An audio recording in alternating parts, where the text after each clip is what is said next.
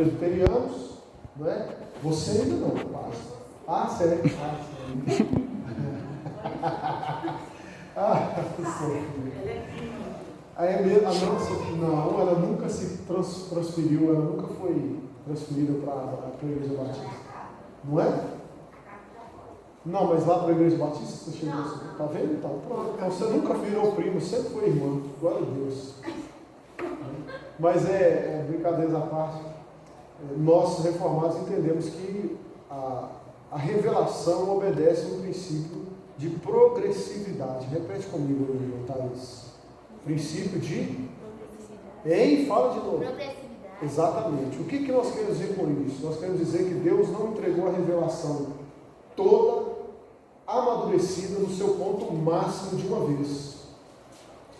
Quando Deus se revela, Ele, na verdade, até usar essa expressão Deus se revela é um pouco inapropriado, porque a verdade é que Deus foi se revelando. Entenderam agora o que nós queremos chamar de revelação progressiva? Deus, em certo momento da história da humanidade, Deus entra nessa história e Deus começa a falar de si, começa a discursar sobre sua própria pessoa. E mais do que isso, Deus ordena que esse discurso sobre sua pessoa seja dado por escrito. E quando que isso acontece? Isso começa com Moisés. Entende? A gente sabe que Moisés não deu a revelação inteira, ele deu uma parte fundamental para aquele povo, para aquela época, mas não era tudo.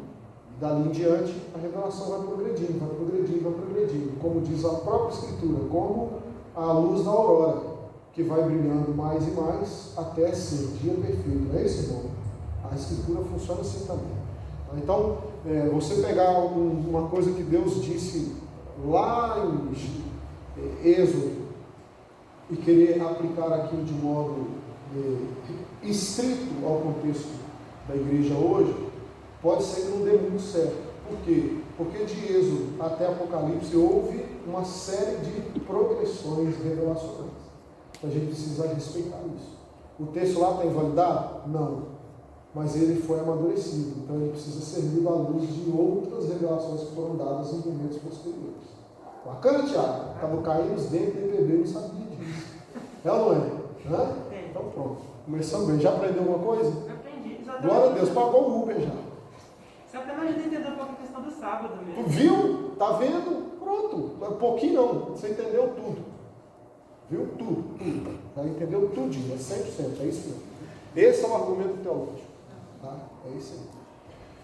Irmão, vai para o nosso primeiro slide, já está lá, né? Bacana. Então, já que nós vamos fazer uma reflexão bíblica, a gente precisa entender isso. Nós vamos ao Novo Testamento, porque, como eu disse, temos muito sobre sexualidade no Antigo Testamento? Temos, mas nós não temos tempo para acompanhar todo o progresso revelacional nesse sentido. É impossível fazer isso. Não é? Essa coisa vai acontecendo. Você tem um momento com Moisés, você tem um momento com os profetas todos, que compreende mais de 1000 anos de profetismo, e aí não dá para você fazer todos os caminhos, né? Então a gente vai mais diretamente ao ponto, até porque os apóstolos revisitaram conceitos do Antigo Testamento para, a partir deles, trazer o significado que nós temos e precisamos assimilar hoje. Então eles já fizeram um processo que para nós seria bastante duro, árduo. Qual é? Eles leram tudo, interpretaram tudo e entregaram para a gente a interpretação pronta. Eles estão só não aí, bacana. Então para que nós vamos lá naquilo tudo, né? Não vamos ler o Antigo Testamento todo hoje, Pedro? Não dá, e nem precisa. O apóstolo Paulo já fez isso para nós. Tá bom? Pode ficar tranquilo. Vamos lá ver o que o apóstolo Paulo diz então. Não é? Você já está na primeira parte já, hein? Como é que volta para trás aqui? Travou, né? Isso. Pronto, começou. Não orou, né, Tiago? Olha lá. Atrás. Aí, pronto.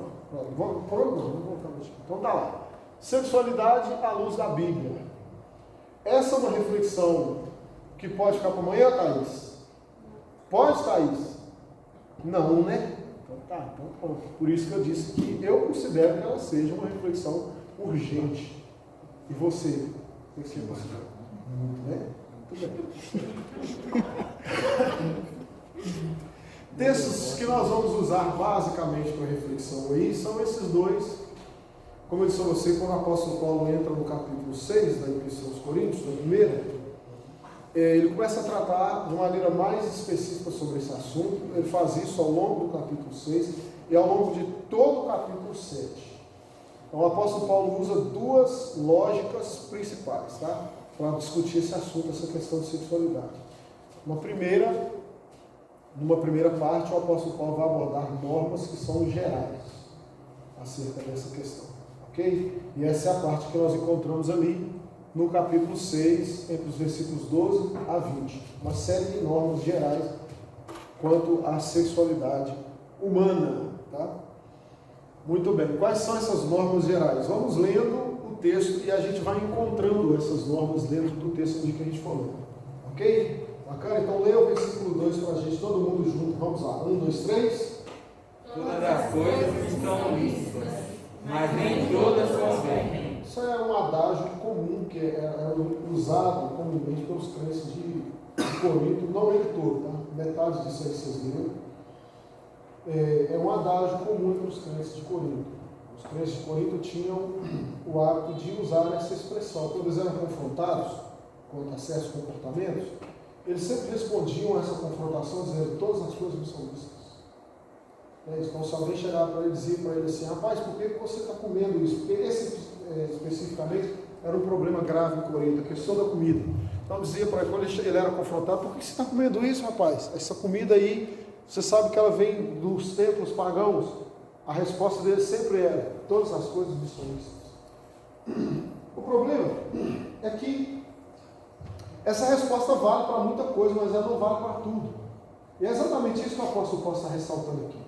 Porque aí, o que o apóstolo Paulo faz? Paulo sempre sem educação. Ele pega o adágio deles, repete, como quem diz, ele faz sentido. Mas, então ele completa o outro lado da história que os crentes em Corinto não conseguiam enxergar. Entende? Então, é como se ele dissesse assim, repetindo, parafraseando os coríntios: todas as coisas me são lícitas. Aí Paulo diz: mas nem todas convêm. Em outro lugar ele faz as duas citações repetidas dessa. Em outro lugar ele ainda faz a segunda, ele diz assim: todas as coisas me são lícitas, mas eu não me deixarei dominar por nenhuma delas. Lembra disso? Então, Paulo está dizendo isso. Vocês têm esse hábito de falar isso, mas vocês precisam ter atenção por fato de que isso não se aplica a tudo. Isso não é um axioma. Essa não é uma regra absoluta. Isso não é uma regra que não tenha as suas exceções. Entende? Então, quando o apóstolo Paulo aborda isso, essa questão no versículo 12, principalmente, dizendo aos crentes, mas em todas me convém, todas as coisas são lícitas, mas eu não me deixarei dominar por nenhuma delas. Então o apóstolo Paulo está basicamente lembrando aos crentes de Corinto que muitas vezes quando se emprega essa ideia de que você é um homem livre, esse é o perigo. Porque o crente é a pessoa que mais corre o perigo de não saber lidar com a liberdade. Porque a única pessoa realmente livre no mundo, que existe no mundo, é o crente. Entende? O único indivíduo que existe no mundo que realmente sabe o que é liberdade é o crente. Jesus disse isso. Jesus disse assim: se pois o Filho vos libertar, verdadeiramente sereis livres. Então não há liberdade. Se não há liberdade fora de Jesus, então só há liberdade para quem está com Cristo. Isso é muito bom, mas o sujeito que é meio imaturo, ou o sujeito que tem uma mentalidade perniciosa, ou seja, todo mundo, corre um risco muito grande de não saber lidar com isso. E pegar essa liberdade que ele de fato tem e conduzir essa liberdade para uma direção que no fim das contas vai contrariar o próprio princípio da liberdade cristã. Então, e era isso que os crentes coríntios estavam fazendo. Quando isso acontecia, o que na prática os crentes coríntios estavam sofrendo? Eles estavam sofrendo uma inversão na prática. Qual era a inversão? Ao invés de serem livres, de fato eles estavam se tornando escravos de suas paixões e de suas vontades, sob o pretexto de que todas as coisas são lícitas para aqueles que são de Cristo Jesus. Entende? Todas as coisas são lícitas. E no fim das contas eles estavam sendo dominadas por aquelas coisas. Olha a inversão. Percebe isso? Perdendo a liberdade. Um argumento válido, conduzindo o crente a uma vida que é o exato oposto daquilo que ele deveria estar vivendo. Uma vida de homem livre em Cristo Jesus. Por isso o apóstolo Paulo cita nesse segundo adágio, ele faz esse remendo, ele diz, mas eu não me deixarei dominar por nenhuma delas. Então, a primeira relação geral que existe entre sexualidade e cristianismo, basicamente, é uma relação que você precisa entender de senhorio. Quem é dono de quem? Basicamente essa pergunta que a gente tem que se fazer. Quem domina quem? Se eu fizer para qualquer crente a pergunta, o sexo é algo ilícito? Um crente maduro, né? Muitos crentes aí vão dizer, Satanás experimentou isso. Não, mas nós somos crentes. Essa pergunta, sexo em si, né? Essencialmente, sexo é uma coisa ilícita? Não. Então isso não cabe no argumento dos coríntios. Né? Todas as coisas são lícitas, ou seja, a sexualidade ou o sexo é lícito. Essa afirmação é válida? É. Mas o apóstolo Paulo inteira, mas a partir do momento em que isso se torna uma dominação, agora ele vira um problema. Não pode existir uma relação de dominação entre a coisa e o crente. O crente precisa estar acima disso. Não pode haver um senhorio, uma relação de senhorio invertido. É o crente que domina a sexualidade e nunca, jamais, o contrário. Isso vale para qualquer coisa da vida. Isso é uma regra geral.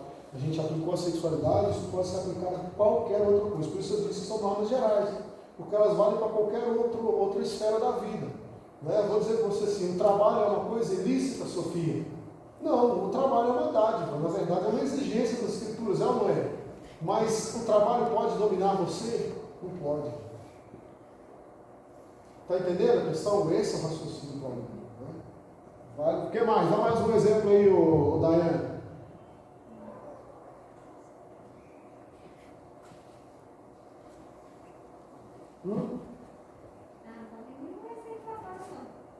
As festas? Você quer ver um trágico que aconteceu com os crentes da igreja primitiva? A igreja primitiva sofria muito com a questão de família. Porque muitos crentes convertiam e as famílias não eram convertidas. Muitas mulheres convertiam e os maridos não eram convertidos. Você lê o apóstolo Pedro e fala muito sobre isso. 1 Pedro capítulo 3, Pedro fala sobre isso. Sobre aquela mulher crente que tinha um marido incrédulo e ela tinha que ficar caladinha, sofrer aquela mulher calada, tentar ganhar o homem para Jesus, sem palavra alguma. Imagina que sofrimento, que angústia, que inferno, né? Vontade de virar uma garrafa de óleo fervendo no ouvido do sujeito, né? Porque eu sou crente, ele não era. Entende? Então, vai fazer o quê? Silêncio.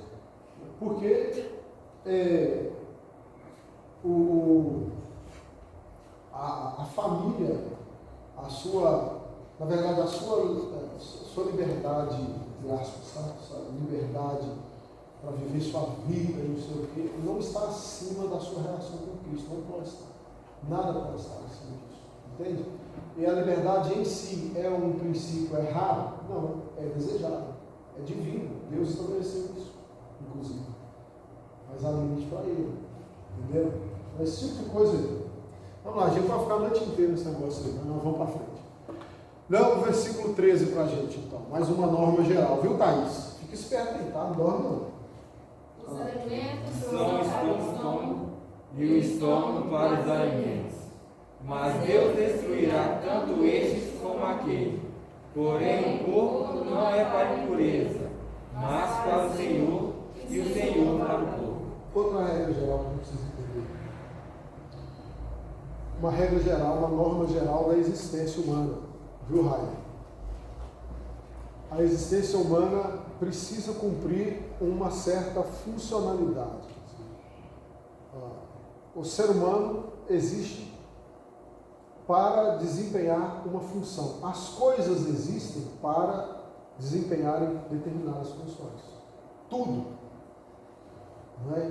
Por isso que o apóstolo Paulo dá um exemplo lá qualquer mas não é tão qualquer, porque no caso, como eu disse, no caso do contexto dele, como o problema de Corinto é o problema da comida, nesse momento aqui, então ele fala dessa questão do estômago propositalmente. Então o apóstolo Paulo está preocupado com isso. Os crentes de Corinto tinham muito problema com comida, muito. A ceia do Senhor para eles não era ceia porque eles não sabiam comer, só para vocês terem uma ideia. Então Paulo usa esse exemplo para dizer para eles, veja, quem foi criado para o quê? A gente precisa estabelecer a ordem das coisas. Existe uma relação de funcionalidade. Se você, algum tempo atrás, alguns irmãos devem se lembrar que algum tempo atrás, uma enfermeira injetou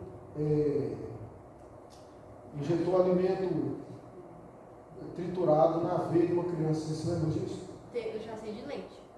Leite, isso acontece mais. Leite com café. Leite com café, aquela, como é que chama aquele alimento processado que o hospital geralmente oferece para quem não pode comer, se alimentar comida sólida. Aconteceu isso. Ela foi lá e colocou lá e pôs na veia do menino. O que aconteceu com a criança? O que aconteceu? Morreu, é lógico que ela morreu. Por quê? Por quê? O apóstolo Paulo acabou de dizer por quê, irmão. Você aí precisa ser enfermeiro. O apóstolo Paulo estava acompanhado de um médico com ele lá, ele sabia o que ele estava dizendo. Ele quis fazer uma boa consultoria. A razão é simples. É porque o sistema circulatório não foi feito para lidar, para processar alimento. Ele não foi feito para isso. Ele foi feito para circular os nutrientes, mas depois que esses nutrientes forem processados pelo sistema digestivo, nunca antes. Eles acabam cumprindo mais ou menos uma função complementar, mas a inversão disso, pular essa etapa, leva à morte. Percebeu? Que coisa estranha, que coisa curiosa. E é isso que o apóstolo Paulo está dizendo. Nós precisamos entender que na vida, cada coisa deve ocupar o seu lugar, no seu momento apropriado.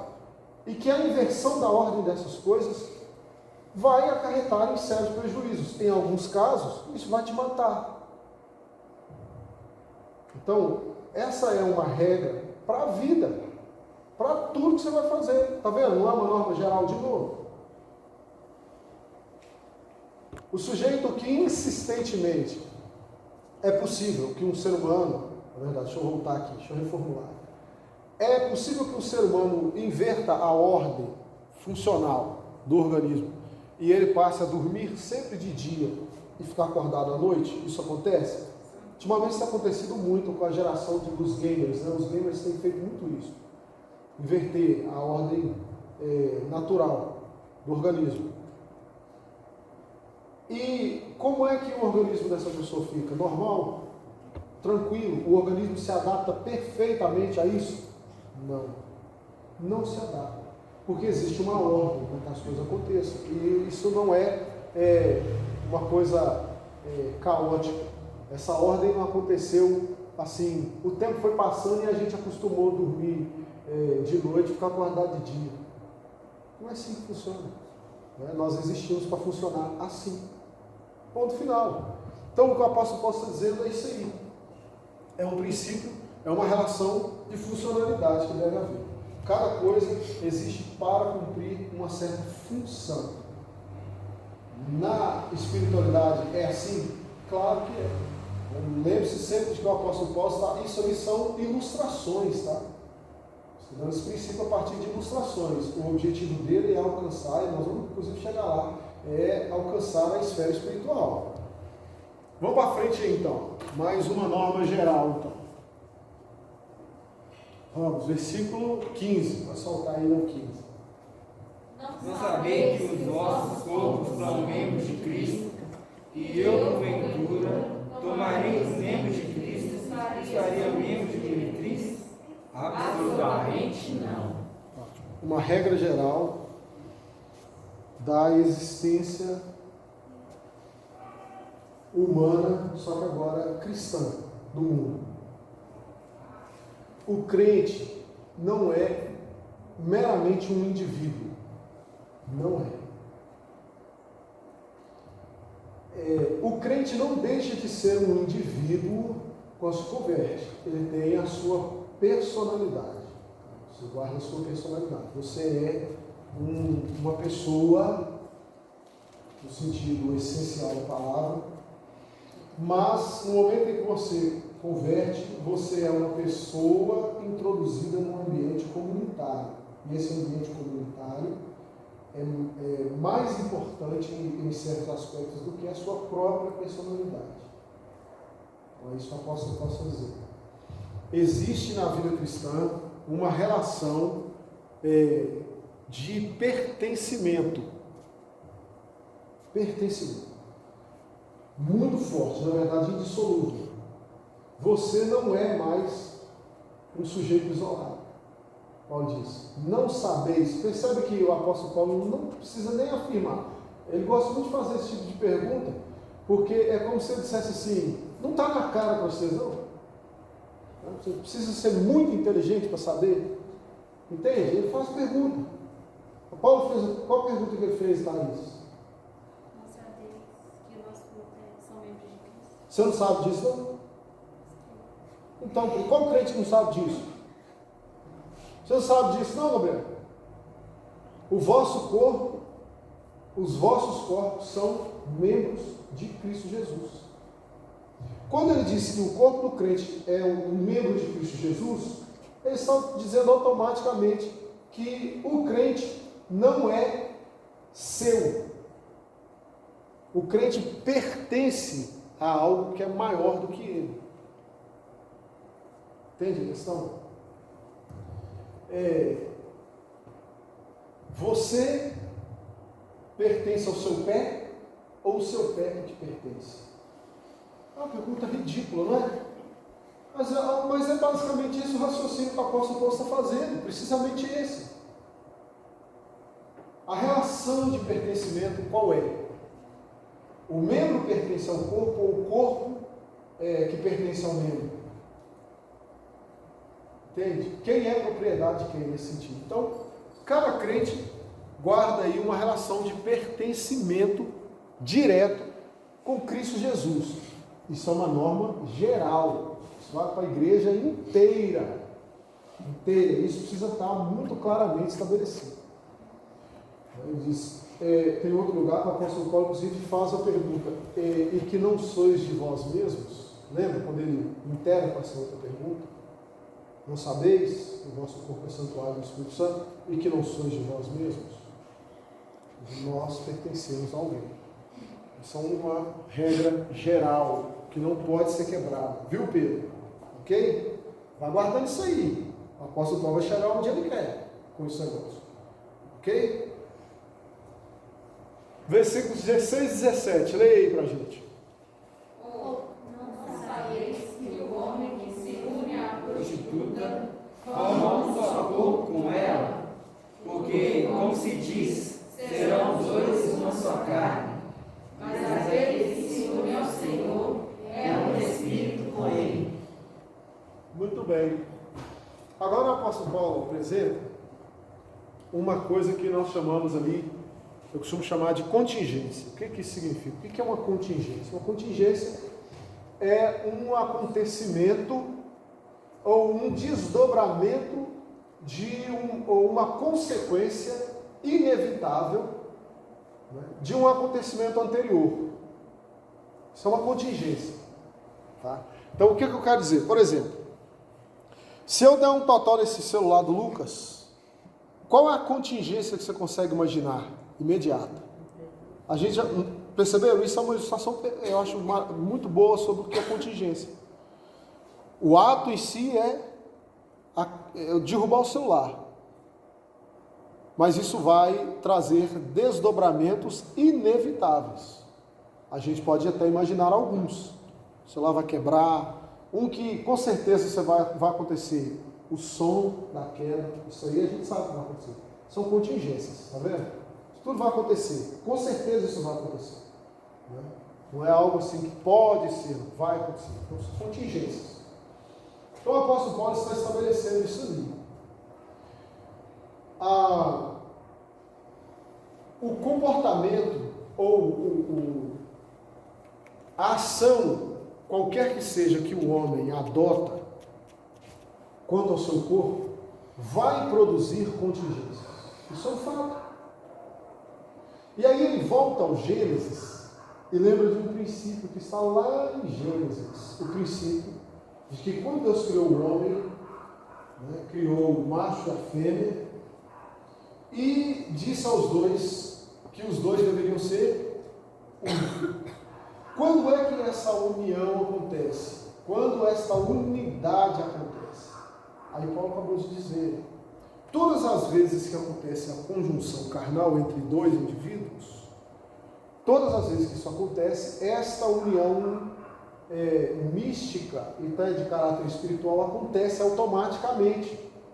Isso é uma contingência, entende? O ato sexual é uma escolha, o ato sexual é uma opção, mas a união não é opcional. Quando o ato acontece, a união acontece independentemente da sua escolha. As contingências são assim.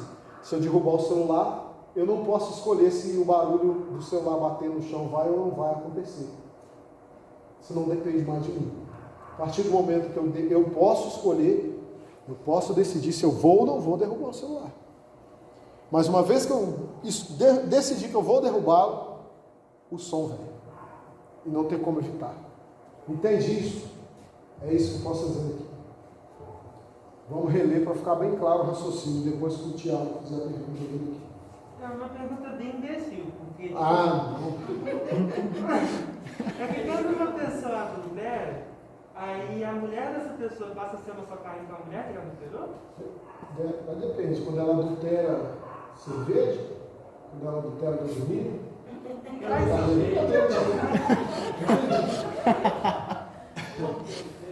como é que é? O que é que acontece com ela? Qual a pergunta você fez? Tipo assim, o homem da mulher traiu ela, e aí, como ele era só na sua carne com aquela mulher, quando ele traiu outra mulher, os 3 passos assim na sua carne.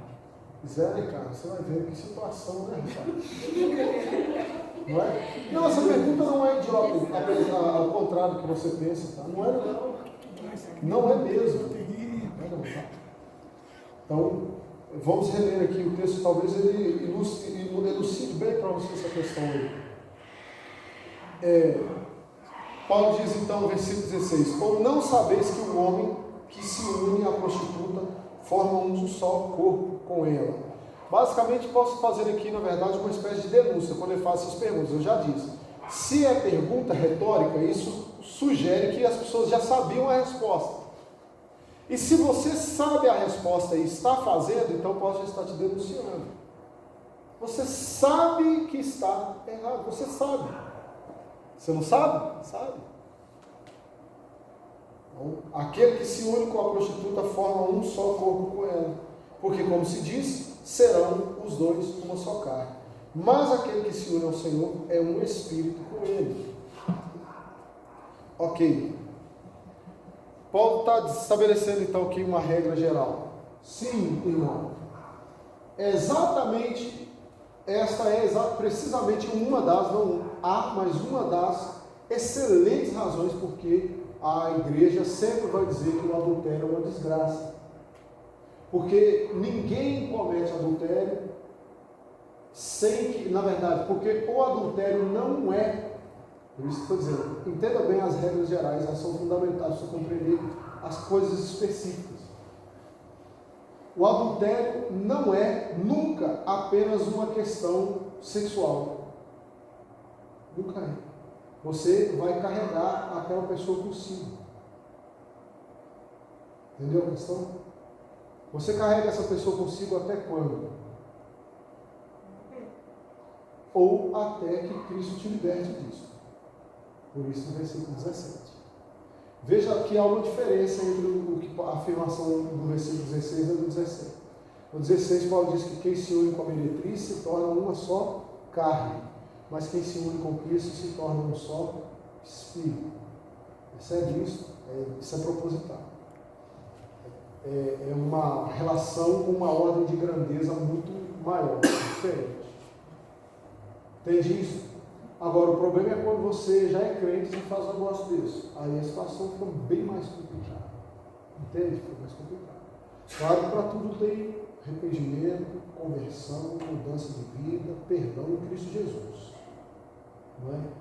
Mas é por isso que a gente tem que sempre reafirmar o fato de que o adultério é extremamente grave. Não é, foi uma quedinha. Não é. Entende? Você traz consequências espirituais severas. Ok? Fala aí, Marlene.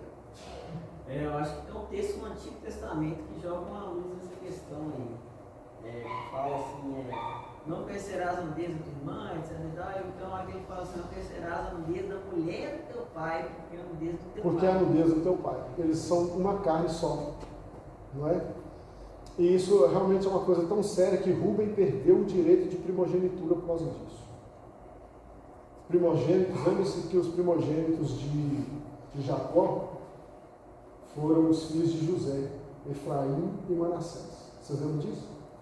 Eles é que receberam a bênção da primogenitura. Não era deles, a bênção era de Rúben, o filho mais velho. Só que Rúben dormiu com uma das concubinas do pai dele. Aí você fala assim, olha que era concubina, hein? É sério? Como uma coisa séria? O pai dele já estava errado. E ele, ainda assim, o trem foi feio para o lado dele. Pois bem, porque alguém poderia argumentar, dizendo, era a esposa legítima mesmo, né? Não é bem assim que funciona. Então vamos lá. Outra regra geral, já está acabando, só tem essas duas aí. Leia aí, versículo 18. Fugir da Impureza. Qualquer outro pecado que uma pessoa cometer é fora do corpo, mas aquele que pratica a imoralidade peca contra o próprio corpo. Isso é mais ou menos, o apóstolo está dizendo que isso é mais ou menos uma espécie de suicídio. Existe a figura do homicídio. Basicamente, qualquer indivíduo potencialmente pode assassinar alguém. Não é isso? Isso já é uma coisa terrível. Mas o indivíduo cometer aquilo que tecnicamente se chama autoextermínio, né? O sujeito matar a si, é um problema muito maior. Porque nesse caso, inclusive, é uma violação da lei que é irrevogável. Não tem como o sujeito remediar isso mais. Se ele cometeu suicídio, acabou. Então o apóstolo Paulo está usando essa lógica também do sujeito que deliberadamente inflige a si um castigo consciente e um castigo ou uma pena que vai trazer sobre ele consequências inevitáveis, a ideia das contingências. O que o apóstolo Paulo está dizendo não é, como eu falei no caso da figura do homicídio, ele não está dizendo que pecar contra o outro é tranquilo. O que o apóstolo Paulo está dizendo que ele está fazendo um raciocínio exatamente contrário. Está dizendo que se pecar contra o outro já é uma coisa terrível, imagine pecar contra si mesmo. Lembra daquele adágio popular? O pior mentiroso é o que mente para si mesmo. Ou o pior cego é aquele que não quer ver. Ele enxerga perfeitamente, ele fecha o olho. Criança faz isso, já viu? Brincando, vamos brincar de cabra cega. Aí fecha o olho, tampa o olho e sai correndo e dando para a cabeça para tudo que é lado, né? Então, para quem, né? Não tinha necessidade se você fosse cego, né? Tudo bem, a gente até entenderia que você tropeçasse, caísse aqui ali, mas é só você abrir o olho, rapaz. Então, é essa lógica que o apóstolo Paulo dizer. Pecar contra o outro já é ruim, já é um problema grave. Imagine pecar deliberadamente contra si. A coisa é muito pior, porque agora você estabeleceu uma relação de afetação direta e instantânea. Não é uma coisa que pode nem ser retardada. Quando eu peco contra o Rainer, talvez o Rainer, assim como o Kiko, possa levar semanas, meses, anos para perceber. Né, Kiko? Né, Rainer? Né, Rainer? Mas o pecado contra si mesmo independe inclusive da percepção dele, ele já te afetou. E a sexualidade faz isso. Às vezes o sujeito não notou, mas ele já foi afetado. Porque fazer-se uma carne é algo contingencial, não é opcional, já aconteceu, significa. Deu, Tiago? Por fim, versículo 19, vamos lá, irmãos. Acaso não sabeis que o vosso corpo é santuário do Espírito Santo, que está em vós, o qual tendes da parte de Deus, e que não sois de vós mesmos? Então agora uma espécie de reforço daquela ideia de pertencimento. Né? Nós fazemos parte de algo. Paulo estabeleceu isso, né? Vós sois, o vosso corpo vamos voltar lá no versículo. Oi? Vós sois membros de Cristo. Membros de Cristo. Ali o apóstolo Paulo ainda não tinha estabelecido a ideia de propriedade. Ele tinha estabelecido a ideia de pertencimento. Vocês são uma parte de algo. Aqui agora ele esclarece que ser parte disso significa necessariamente ser propriedade daquele de quem vocês são parte. Até aqui ele não tinha dito isso ainda. Entende a questão? Agora ele afirma isso. Na verdade, ele faz a pergunta de novo, né, o Maria? Porque é óbvio demais. Qual a pergunta que ele faz? Acaso não sabeis que o vosso corpo é santuário do Espírito Santo? Não sabe, não? Sabe, todo crente sabe.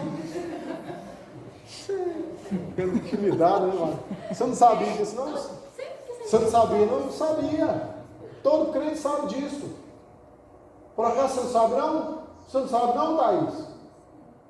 Que o vosso corpo é santuário do Espírito Santo? Você não sabia disso, não? Sabia ou não sabia? Ótimo. Só que isso não te ajuda. Saber disso não te ajuda em nada. Pelo contrário, isso te complica. Te complica por causa do que ele continua dizendo. Maria vai ler com mais vontade, mas vai ler. Leia, Maria, o restante do que ele diz. Que está em vós, o qual tendes da parte de Deus, e que não sois de vós mesmos. Vocês não sabem disso? Sabe? Ótimo, agora vai. Olha a conclusão que ele chega. Continua. Porque fostes comprado por preço. Agora, pois, glorificai a Deus no vosso corpo. A conclusão do apóstolo Paulo é uma só. Se essa propriedade tem dono e este dono não somos nós, viu como ficou bem estabelecido isso? Nós fazemos parte de algo que é maior do que nós, e este algo é Cristo Jesus.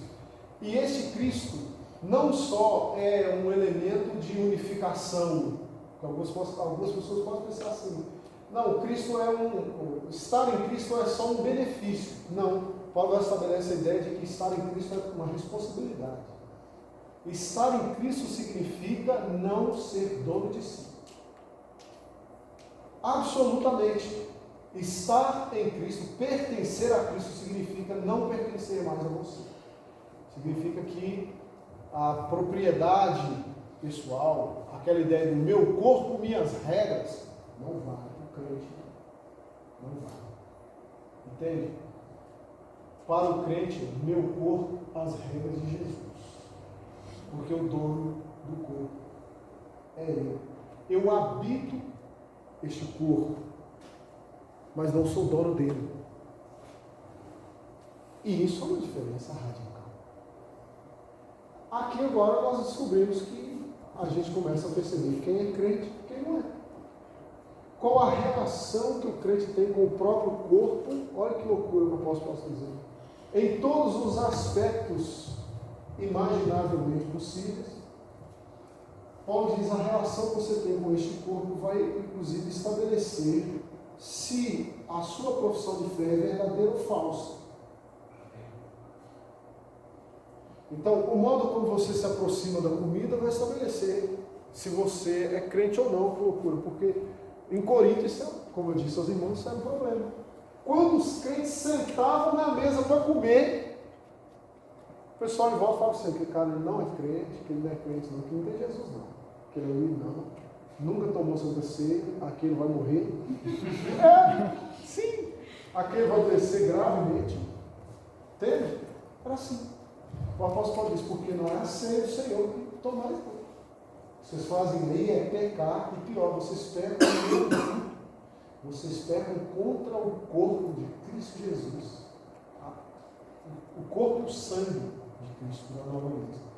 Então a forma como os crentes comiam determinava se eles estavam sendo salvos ou estavam sendo condenados. Percebe? Uma coisa simples, trivial, comer. Coisa que a gente faz todo dia. Inclusive Paulo diz assim, gente, vocês fazem isso todo dia, vocês não têm carne para comer, não? Vocês precisam vir para cá fazer esses escândalos? Coma na sua casa, até não aguenta mais, e chega aqui e seja crente. Tem comida não? Sua casa não? Basicamente é isso. Né? Eu queria falar assim, né? Mas o pessoal falou que não podia, né? Teve um irmão que perguntou hoje, antes do culto, antes do trabalho, vai ter lanche? Você não tem casa para comer não? Né? Então a gente tem que tomar cuidado com essas coisas. Né? Coisas simples, banais. Está explicado? Manda dia da ceia, no novo. E é bom a gente repisar isso aí. Porque Será que eu fico a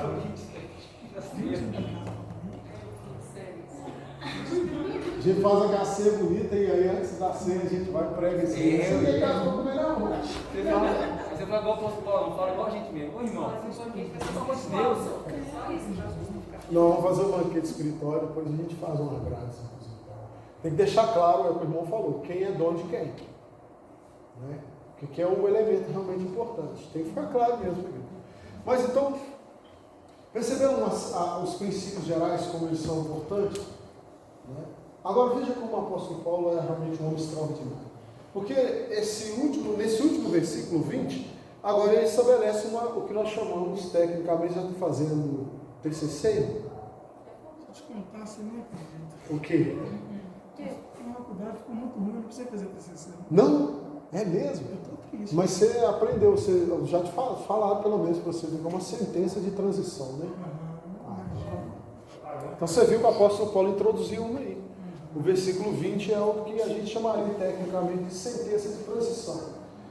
Você concluiu uma ideia, agora você vai encaminhar ainda a mesma lógica, mas você precisa encaminhar essa ideia, dar um passo à frente.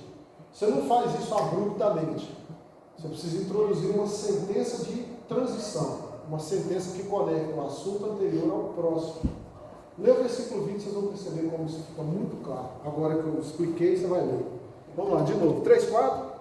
Porque foste comprados por preço. Viu? Essa sentença está encerrando o assunto anterior. Agora a próxima. Glorificai a Deus no vosso corpo. Agora, pois, glorificai a Deus no vosso corpo. E qual que é o assunto que ele entra lá no capítulo 7? Agora ele vai entrar especificamente na questão da sexualidade. Só que antes de falar de sexualidade de fato, ele já lembrou os crentes. Vocês já entenderam as regras gerais, vocês sabem para que é que o corpo existe, quem é o dono dele, vocês já entendem toda a regra básica, a norma básica, vocês já sabem, gente. Agora vamos glorificar a Deus no nosso corpo. Começando pelo casamento. Começando pela questão da sexualidade. Não só casamento, mas versículos 1 a 9 vai estabelecer isso agora.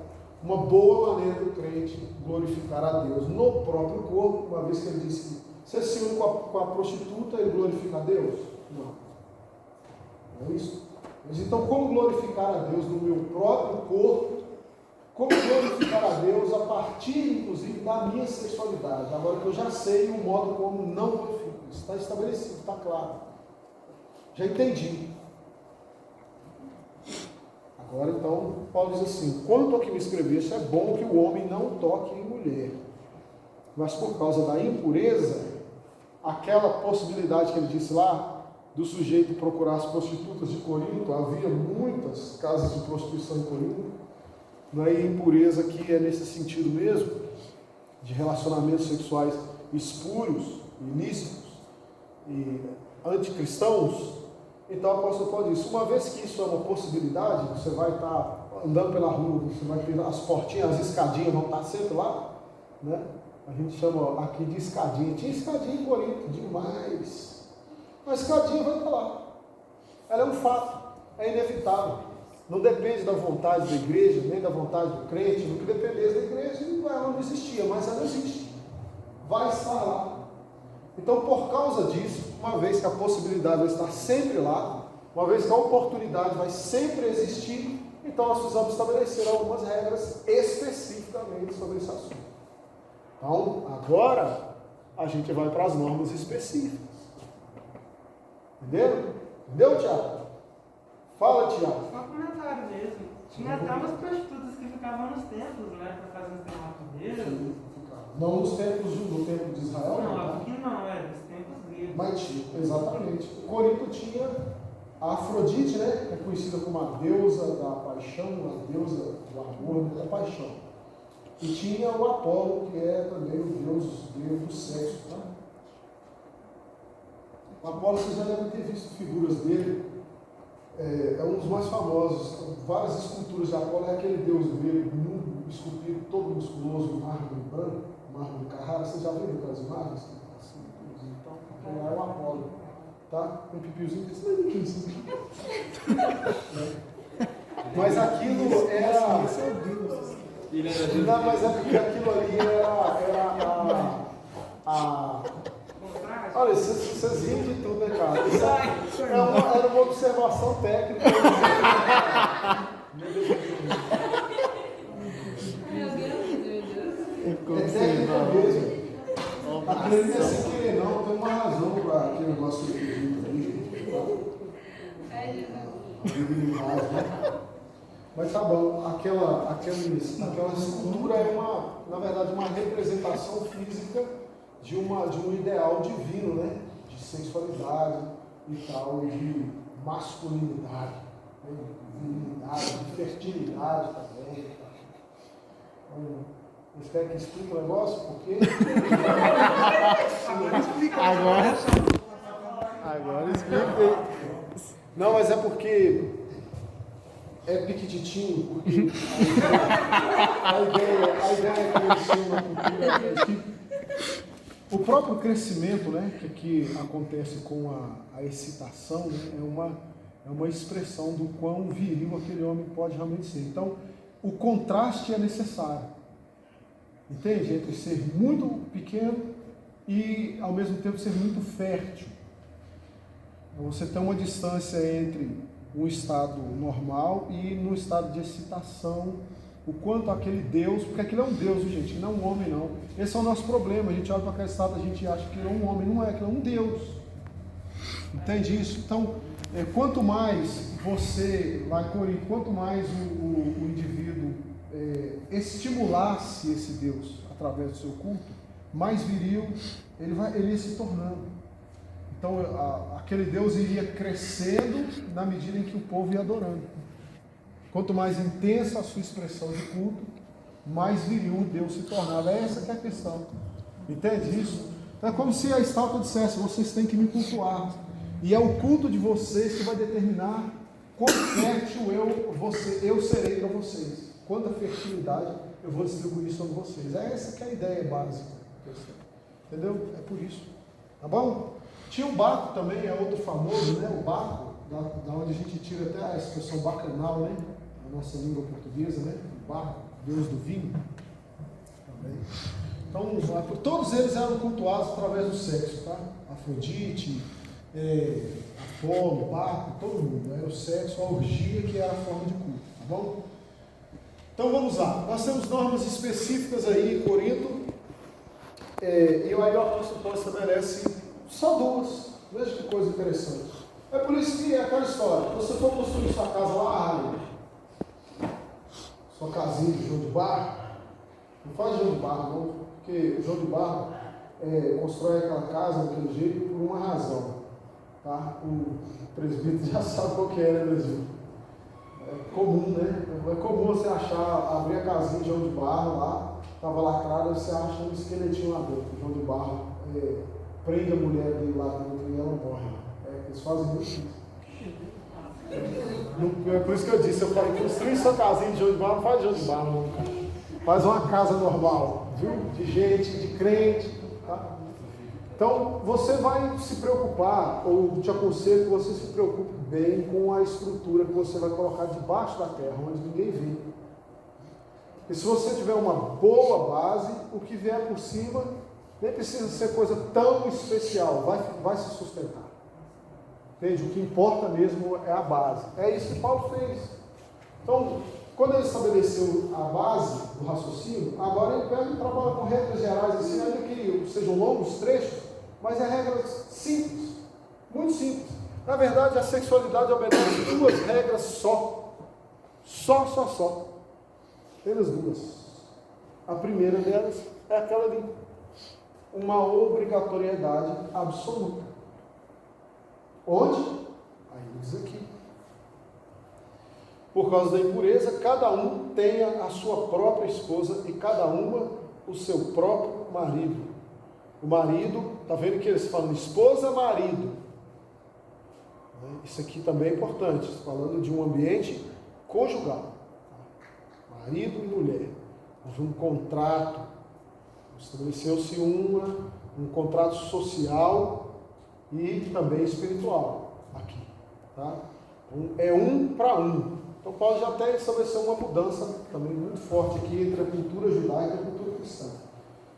O judeu é poligâmico. Hoje não mais, tá? Mas o judeu era poligâmico. E o apóstolo Paulo estabeleceu, no cristianismo não há poligamia, o cristianismo é monogâmico. Já é uma transição, né?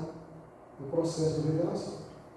Daqui em diante, não é mais admitido que um crente se case com duas mulheres ao mesmo tempo. A partir daqui. Ainda era tolerado aqueles que já estavam nessa condição, tá? Isso era acontecia ainda. Tolerado, suportado.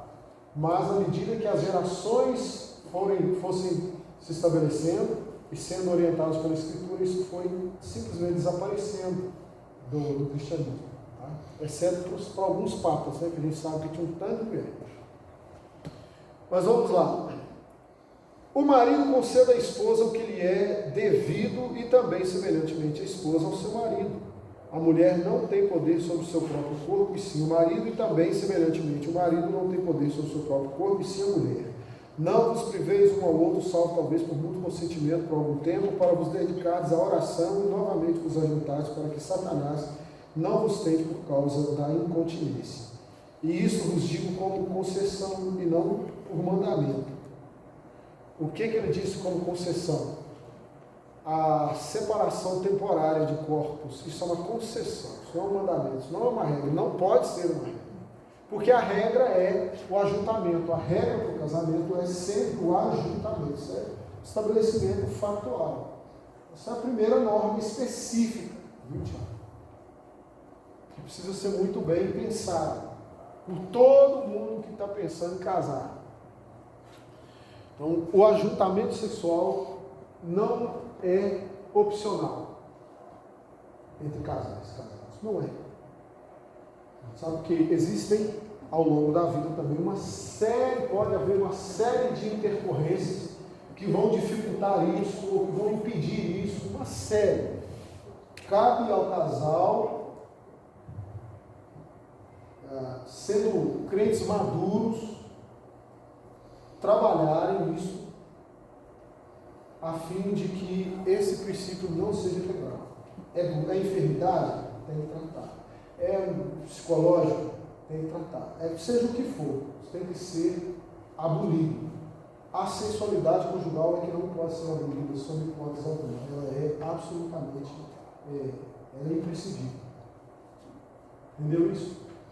Veja que o apóstolo Paulo diz, eu posso abrir para vocês uma concessão, mesmo só uma concessão temporária, pelo mínimo de tempo possível, por uma razão, uma única razão justificável. Por pouco tempo, oração é a única condição. Fora isso, não existe mais nenhuma outra concessão. Não existe. Entendeu isso? Então, a primeira regra específica é obrigatória. Não tem conversa não. Então, a mulher engordou. O problema é seu. Emagreceu. O problema é seu. O marido ficou barrigudo, o problema é seu. Você ficou careca, o problema é seu. O problema é seu. É o seu. É o que você é, o que tem para hoje, para amanhã, o resto da vida. Não tem saída não, cara. Infelizmente, é isso aí. Né? Aí aquelas coisas que a gente não diz, né? A gente não diz, mas tem que dizer, né, Gabriel? A vizinha é muito mais bonita. O problema é seu. Não é? A menina do meu trabalho é muito mais cheirosa. O problema é seu. O problema é seu. Não é sua. A sua é lá na sua casa. O problema é seu. É simples assim. Não é como é simples? A vida é simples, gente. Quem complica a vida é a gente. É muito simples. Entendeu? Então, depois de 30 anos, minha esposa está com 60 anos, é lógico, né? Depois de 30 anos, vocês casaram, estão com 60, com 50. Ela não ia ficar com 20 para sempre. Sabe uma coisa boba? Sabe qual é a faixa da vida onde mais acontecem adultérios e divórcios?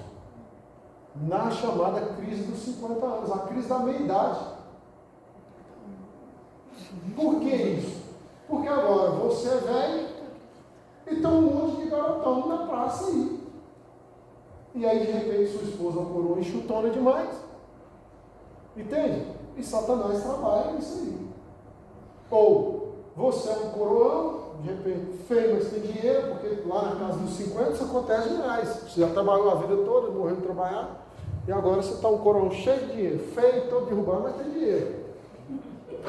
As novinhas ficam doidas.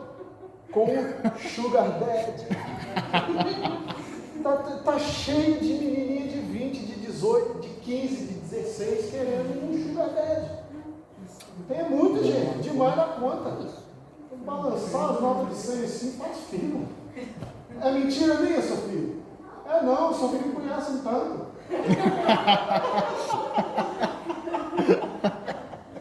Brincadeira. Mas sabe, é o tipo de coisa.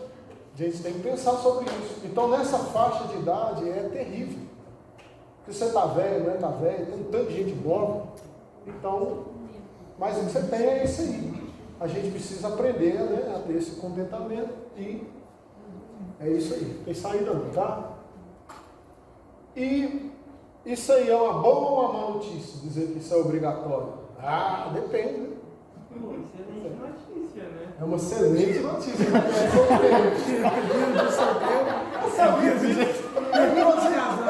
Eu não tive essa pergunta ali. Ô Lucas, eu te mandei uma versão, e depois eu fui, apaguei e mandei de novo. Dos slides. Você reparou isso? Está na mensagem apagada. Era os slides. Mandei. Aí eu relendo, revisando, vou colocar esse slide aqui. Apaguei e coloquei só para poder fazer essa pergunta, que eu pensei, vai ter solteiro, vai ter casado, vai dar uma guerra isso lá. Isso é uma boa ou uma má notícia? O Thiaguinho já deu uma volta dele já.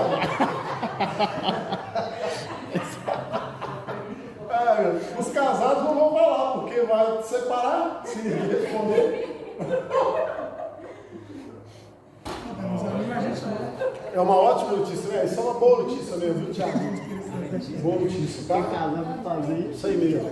A menina é crente, rapaz. Muito bem.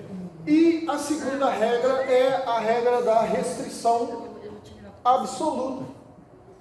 São dois absolutos só. Ou você é obrigado, não tem conversa, ou você está absolutamente proibido também, não tem conversa também não. Não tem negociação, não tem mais ou menos, não, pronto. Acabou. Não é? Então, é o que o apóstolo Paulo diz aí, no versículo 7, 8 e 9. Ele diz assim: quero que todos os homens sejam tais como também eu sou. No entanto, cada um tem de Deus o seu próprio dom. Um, na verdade, de um modo, outro de outro. E aos solteiros e viúvos, digo que lhes seria bom se permanecessem no estado em que também ouviram. Caso, porém, não se dominem, que se casem, porque é melhor casar do que viver abrasado. Então, dentro do casamento, não tem saída. Fora do casamento, não tem opção também. Você tem que esperar mesmo. Fora do casamento, por quê? Porque isso vale, Paulo disse aqui, para os solteiros e para os viúvos. O ambiente do casamento é o ambiente da sexualidade. Apenas o casamento. Aí agora, o que a gente precisa fazer aqui? Uma vez que já ficou claro isso para nós, não precisa discutir muito mais isso. A gente também é crente, velho de igreja, está caindo os dentes na igreja presbiteriana. Não, Tiago? O que a gente precisa realmente pensar, discutir sobre essa questão? Se é tão simples assim, o que a gente precisa discutir é: as nossas escolhas têm que ser feitas nesse sentido, nesse aspecto, tem que ser feito com muita maturidade. Com muita maturidade, porque são escolhas que você vai fazer para o resto da sua vida. Lembra do princípio da contingencialidade?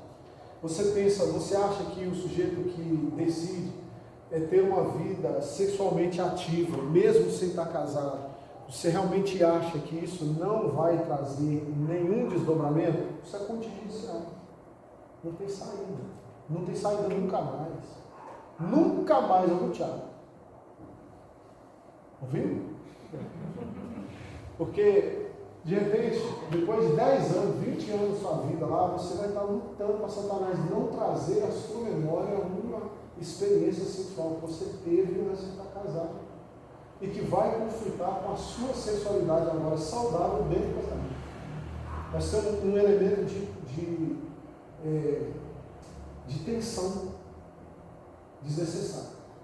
Isso a novela das 8 não te conta, não. Ela não te fala isso.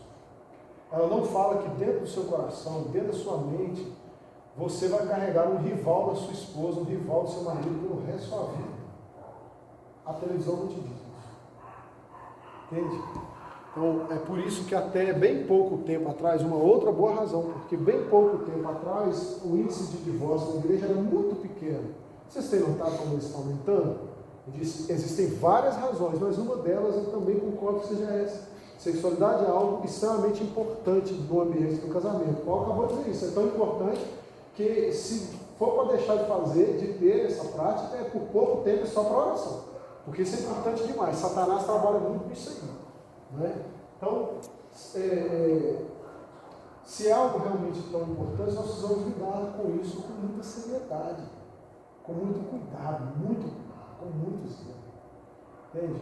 Então, aquela história, né? Vamos experimentar, né, primeiro e tal, porque vai, né, que eu entro no casamento e ele tem aquele sexo ruim. E você vai saber o que é ruim e o que é bom? Vai. Está entendendo como isso é um raciocínio falacioso, estúpido? Mas só quem é idiota ou malicioso, né? Ou você é muito estúpido, aí você cai nesse raciocínio. É mesmo, faz sentido, mas isso é porque você é um completo tonto. Aí para você faz sentido. Ou então você é alguém malicioso, você é alguém que já está realmente querendo fazer isso e aproveita e usa esse argumento como justificativo. Mas no fundo você sabe que ele não faz sentido. A gente só sabe que é bom, que é ruim, se você tiver. Como é que o ser humano sabe discernir bom e ruim? Como que a gente faz para discernir? É comparação. É assim que a gente define o que é bom e o que é ruim. Comparando.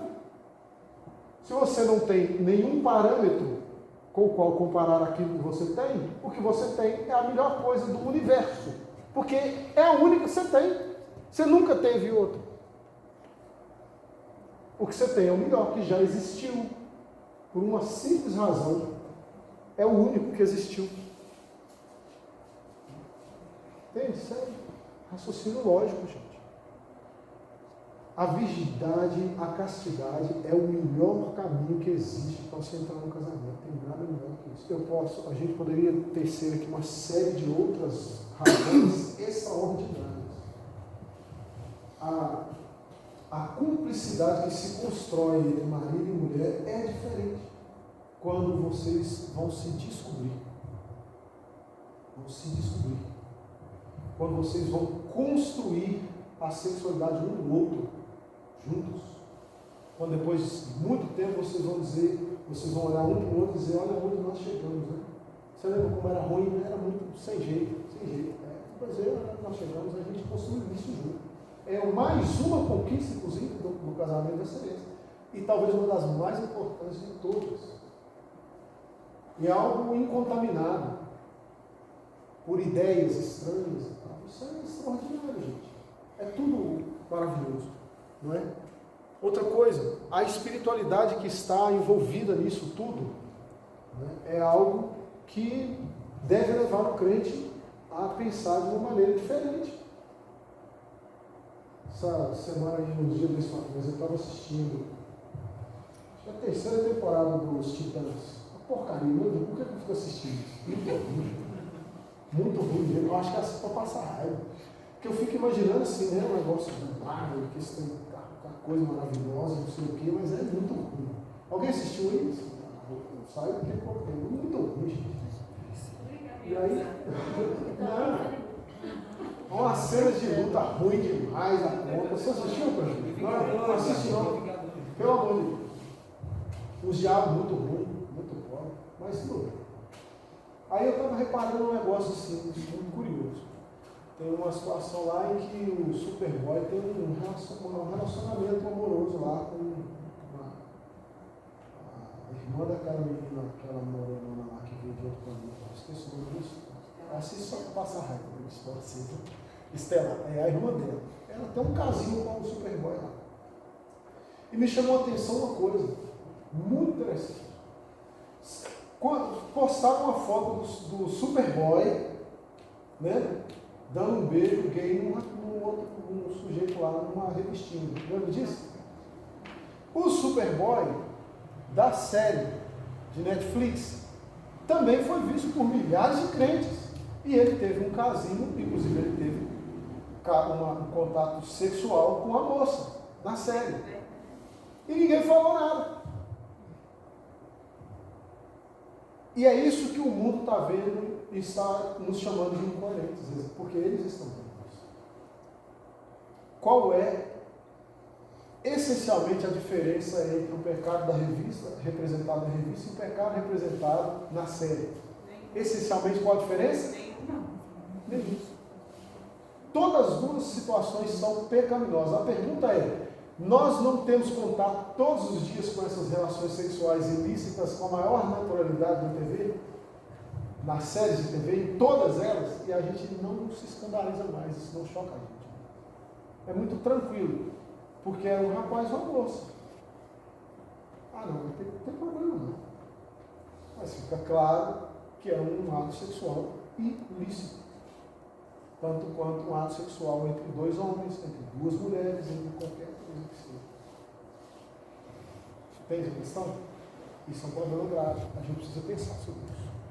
Eu acho que muito mais a gente precisa pensar sobre este caso aqui do que sobre o caso da homossexualidade. Muito mais. Porque aqueles casos sutis são mais perigosos. São muito mais perigosos. Se de repente dois rapazes da igreja aqui, ou duas moças da igreja disserem assim, resolverem dar uma porta, a gente está namorando. A gente só está namorando. Eles vão dizer, mas olha, nós escolhemos esperar, nós só vamos ter sexo depois que casar. Viu? Só de levantar a hipótese, a gente já fala, misericórdia, gente. Coisa doida, né? E talvez de repente a gente não fique tão preocupado com o fato de casais héteros da igreja terem um contato íntimo, porque são héteros, e aí isso não choca a gente tanto. A gente está sendo levado a isso, e vocês estão sendo trazidos de volta. Então, o que nós esperamos? Que vocês sejam capazes, por exemplo, de assistir a série de TV e conseguir guardar a devida distância em relação àquilo. Você entender que aquilo lá é uma obra de arte de péssima qualidade, inclusive, tá, gente? Não é só para falar obra de arte, as pessoas já pensam assim, o pastor falou que é coisa boa. Não, é obra de arte que é arte, mas é uma arte muito ruim. Esse é o caso, por exemplo, uma arte terrível, muito ruim, mal feita em todos os aspectos, de mau gosto. E aí você, crente, olha e fala assim, poxa, eu podia ter feito uma representação enorme, mais condizente com a vontade de Deus e tal. Isso te ajuda, inclusive, até a criticar a arte, criticar o mundo, criticar a música que você escuta. Só que você não vai fazer isso enquanto você não tiver entendido os pilares. Se não tiver uma base boa, igual o apóstolo Paulo fundamentou ali. Quem é dono de quem manda em quem, o que foi feito para quê, entende? Quem pertence a quem. E depois você entender, chegar na sua sexualidade, você entender, isso aqui é assim e ponto. Pode passar isso 1000 vezes na televisão, na Netflix, onde que for. o filme que for, que isso não vai mudar o conceito bíblico que eu tenho. Ponto final. Vai lá assistir Os Eternos, né, presbítero? E vai ver lá que o maior eterno que tinha lá, um crioulo de 130 quilos, é gay. É gay não, é viado, muito viado. Ele é casado com um cara, e tem um filho. Entendeu? E eles fazem isso de propósito. Eles pegam o maiorzão de todos, o negão grandão, mesmo, o bitelo, ele é o gay. Ele é tão viado. Não é brincadeira não, irmãos, é de propósito. Não pode ser uma figurinha assim, porque qual é a ideia que a gente tem de gay? É que é uma figura fragilizada, não é? Eles querem quebrar em nós essa ideia, esse estereótipo que a gente tem. E eles querem dizer para nós que é possível que um crioulo de 130 quilos, barbado, que fala grosso, que é poderoso, possa ser viado. Vocês acham que isso é brincadeira? Isso é muito sério. E eles vão fazer isso, tá? A pergunta é a sua estrutura. Qual a estrutura que você tem?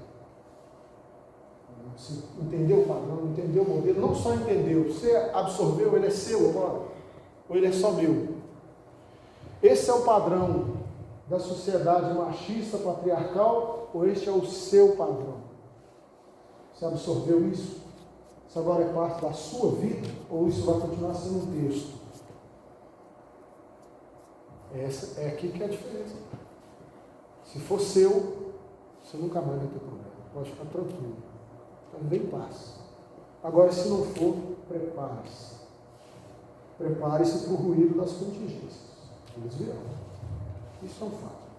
Ok? Bênção demais? Vamos orar então? Depois que a gente lê juntos essa máxima, que aí, essa daí resume tudo, encerra tudo, não é? Porque tem aquela questão, e agora? Caso ou compra uma bicicleta, né? Tiago já decidiu que vai casar. É bom demais, né, Tiago? Mas olha, veja o que o apóstolo Paulo diz. Não se afobe. Paulo disse o seguinte, todo mundo junto. Vamos lá? 1, 2, 3. Ande cada um segundo o Senhor tem instruído, cada um conforme Deus tem chamado. É assim que ordenei todas as igrejas. Ótimo, inclusive no jardim lá. Essa é a ordem da apóstolo. Deus te chamou para estar solteiro, casa não, vai ser um problema. Deus te chamou para estar casado, meu filho, solteiro não vai ser problema. Deus está dizendo para você casar daqui 2 anos, case, não espere 3. Não case com 1, é 2. Então tem que ter maturidade para essas coisas. Deus te chamou para casar 2 anos, né? Aí fica 5, 6, 7, 8, 9, 10, vai embrulhando. Não vai me estressar. Antes cada um conforme Deus. O problema é quando Deus chama um para casar com 1 ano e chama o outro para casar com 5. O problema é estar aí, né? Quando Deus comete esses equívocos horrorosos. Sabe, porque é a conclusão que a gente chega, né? Algum problema a gente faz a média, né? Meninos, então é isso aí. Ande cada um conforme Deus o tem distribuído. Conforme Deus o tem chamado. Ok? Bacana? Vamos ficar em pé? Vamos orar. Senhor, te rendemos graças mais uma vez essa noite, Deus, porque a sua misericórdia nos tem acompanhado todos os dias e porque nossa mocidade, nossos jovens, estão às portas, ó Deus, de entrarem para um mundo totalmente novo, talvez que é o mundo da vida conjugal, e há outros o Senhor simplesmente cerrou esse caminho. Não é para eles essa uma vocação da parte do Senhor, que uns e outros tenham maturidade, sobriedade, para perceberem qual o caminho do Senhor para a vida deles, e que isso não lhes traga angústia nem sofrimento, pelo contrário, que eles saibam estar contentes em viver pura e simplesmente a vontade do Senhor, que eles encontrem satisfação nisso, satisfação na vida solteira ou a plena satisfação no relacionamento conjugal, porque um e outro são louvor ao nome santo do Senhor. É isso que nós precisamos ter como regra máxima para as nossas vidas. Estarmos neste mundo cumprindo a sua vontade para nós, acima e antes de qualquer coisa, em nome de Jesus. Amém. Deus abençoe, irmãos. Tá, a palavra aí, Lucas.